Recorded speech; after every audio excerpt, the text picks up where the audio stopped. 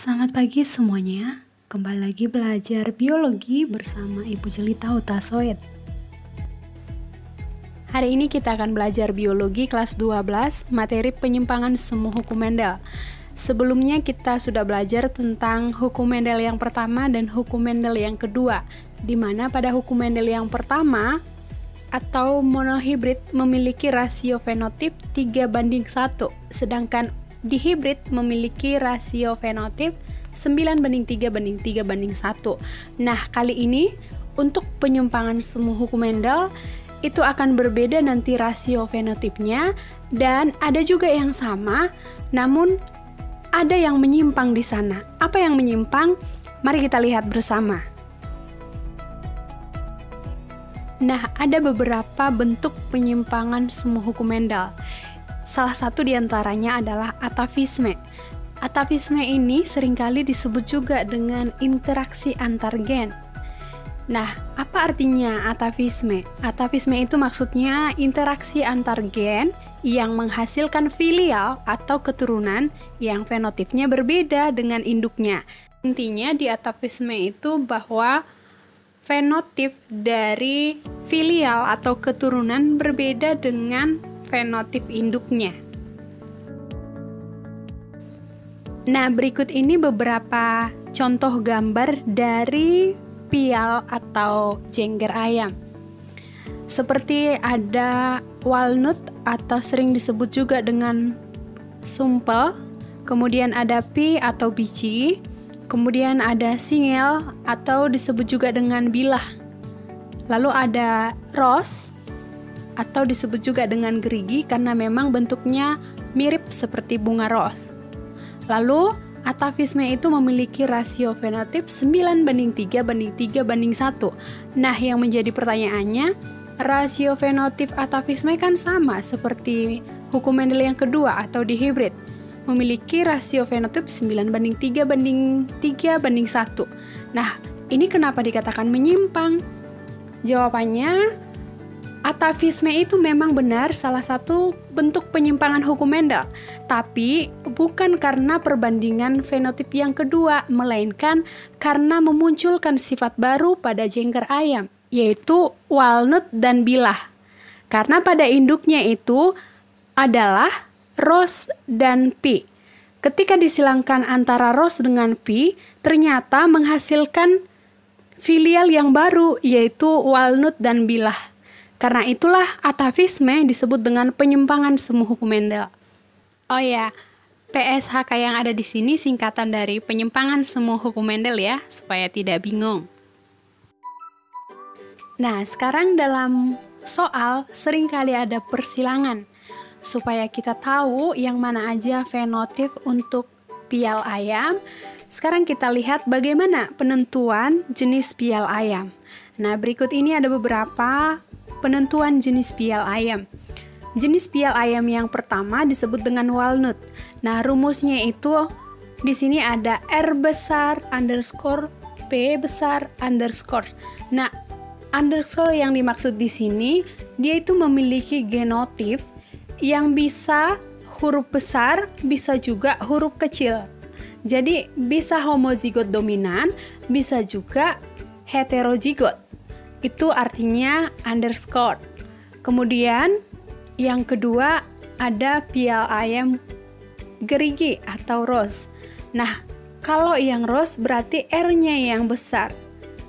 Nah, R-nya itu boleh yang bersifat homozigot dominan dan heterozigot. Nah, seperti yang kita tahu bahwa dia kalau homozigot dominan berarti huruf besar R-nya ya, dua-duanya. Sedangkan untuk heterozigot, heterogen berbeda. Berarti ada huruf besarnya, ada huruf kecil. Nah, seperti yang ini. Kemudian, jenis pial ayam yang berikutnya ada pi atau biji. Nah, ini yang besarnya itu huruf P-nya dan R-nya itu huruf kecil. Makanya di sini rumusnya R kecil, P besar underscore, artinya boleh P besar dan boleh P besar P kecil atau heterozigot. Yang terakhir jenis pial ayam disebut dengan singel atau bilah.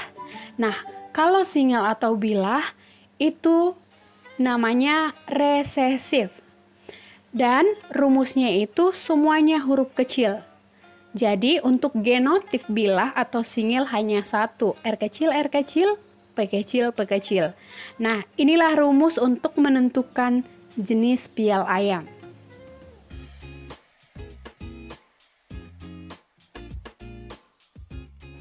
Nah, sekarang kita masuk ke contoh untuk membuktikan penyimpangan semu hukum Mendel pada atavisme, di mana tadi bahwa induk Ros jika disilangkan dengan pi akan menghasilkan keturunan baru atau fenotip baru, yaitu walnut dengan singel. Nah, ini contohnya, mari kita perhatikan.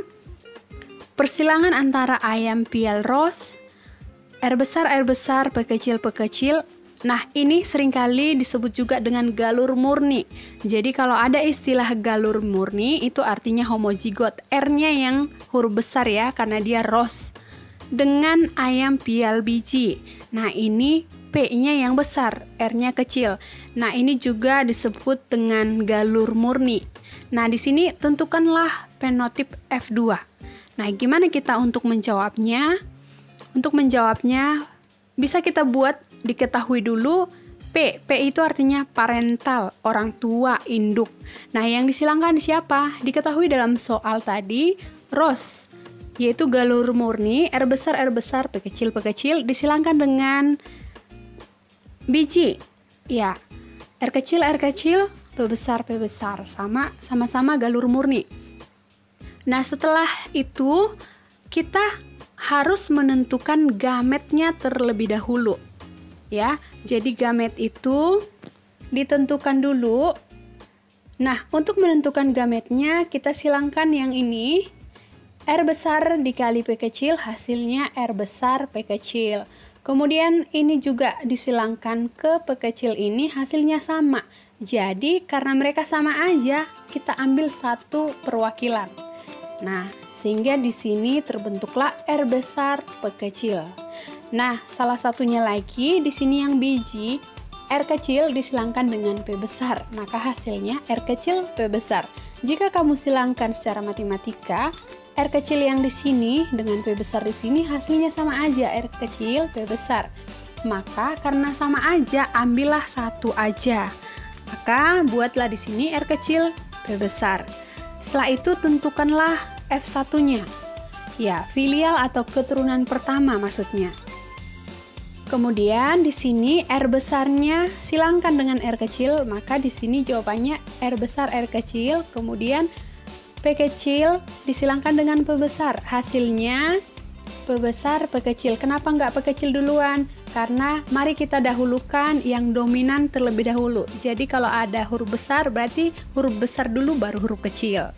Ya. Nah, maka filial pertama yang terbentuk di sini R besar R kecil, P besar P kecil, atau disebut dengan walnut. Nah, inilah hasil F1-nya.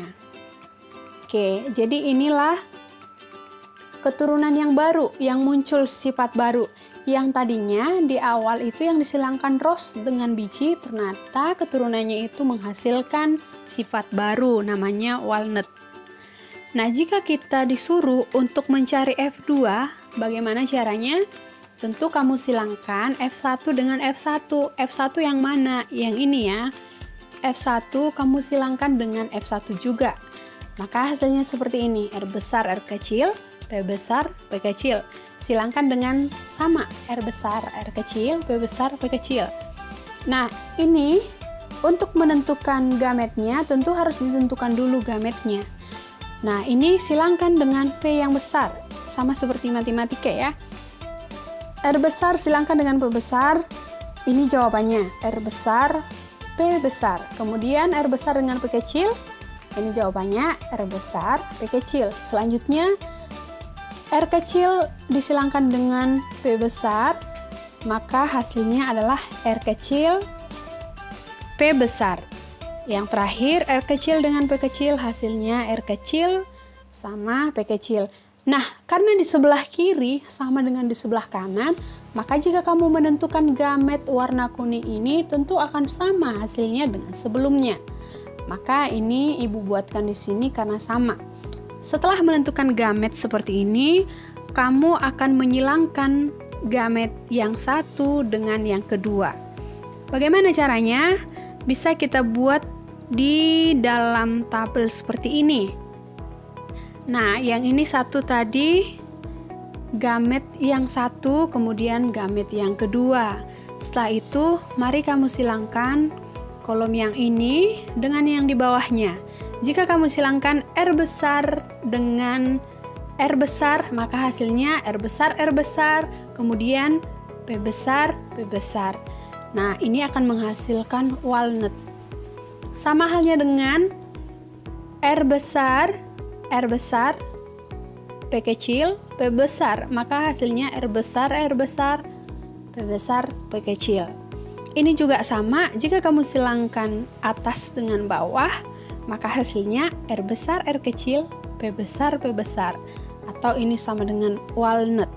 Nah, begitu juga dengan selanjutnya. Saya rasa kamu sudah paham untuk menyilangkan ini. Nah, nanti jika kamu sudah mengisi semua kolom ini, akan ditemukan perbandingan fenotip antara walnut, rose, pea, dan single. Maka jumlah perbandingannya nanti walnut ada 9, rose-nya ada 3, pea-nya ada 3, dan single ada 1. Jadi untuk perbandingan fenotip F2-nya dari soal ini yaitu 9:3 banding 3:1.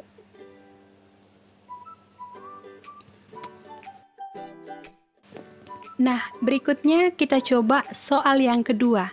Nah, kamu boleh sambil mencoret-coret bukumu, kemudian kamu bisa menentukan nanti apa yang ditanya dalam soal. Nah, soalnya seperti ini. Persilangan antara ayam ros heterozigot. Nah, kalau dibilang heterozigot berarti R-nya yang besar, satunya lagi R-nya kecil. P-nya huruf kecil. R besar, R kecil, P kecil, P kecil dengan pial ayam P. Nah, ini juga heterozigot. R kecil, P besar, P kecil. Tentukanlah fenotip F1. Nah, yang ditanya itu F1. Maka silakan kamu jawab. Buatlah diketahui P parental atau induk orang tuanya, yaitu rose heterozigot dengan P heterozigot. Pertama, tentukan dulu gametnya, pemisahan gen ya. Nah, dipisahkan dulu R besar dengan P kecil, hasilnya R besar P kecil.